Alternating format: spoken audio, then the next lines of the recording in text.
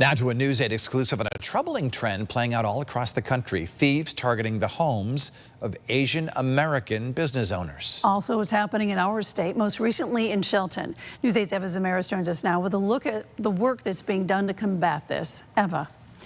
Good evening to you, Ann and Dennis. The centerpiece here is information sharing. Police from all over team up, developing leads to crack these cases. I got an inside look at a specialized unit showing me how their work helps piece this all together. Cash, jewelry, and purses swiped from a home in Shelton. It happened in the city's Huntington section last month. It appears, based on the investigation, that the house was targeted. It wasn't a random act. Sitting down with News 8, Shelton Police Lieutenant Robert Kozlowski tells us it was the house of a local restaurant owner. They believe surveillance was done ahead of time before the burglar broke in. They didn't just ransack the whole house. They went to specific areas, so they knew where they were going in the house. We've learned from Shelton Police these crimes target Asian American business owners who run largely cash businesses.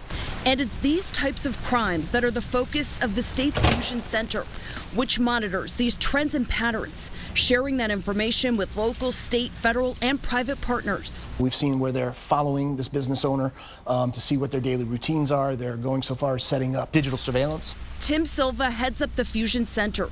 He says in some cases, these individuals will dress up, making it appear they're doing work in the neighborhood, when in reality, they could be setting up surveillance equipment like cameras. As a neighbor, if you see someone in a vest and they're in your neighbor's bushes, that might be something worth calling the police about. Silva tells us they recently had a meeting with law enforcement from Connecticut, New York, New Jersey, Massachusetts, and Rhode Island to discuss this. That's one of our goals. We grab all of those stakeholders, we bring them into one room and say, you know, what do you have, and what do you have? And all of a sudden, everybody's got a different piece to that puzzle. That collaboration is critical. In Shelton, the suspect in their case, 42-year-old June Kang Zhang, was caught in Great Barrington, Massachusetts. The good news, those stolen items were recovered. Just like, you know, criminals are using technology, so are police, and working together and sharing that information. We're able to do it much faster with our law enforcement partners, not only in state but out of state. And those good working relationships really help, you know, solve these cases in a timely manner.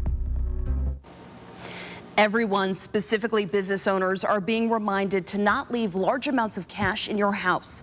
You're also being encouraged to get a security system and cameras and to lock away valuables. And most importantly, if you notice anything suspicious, report it right away.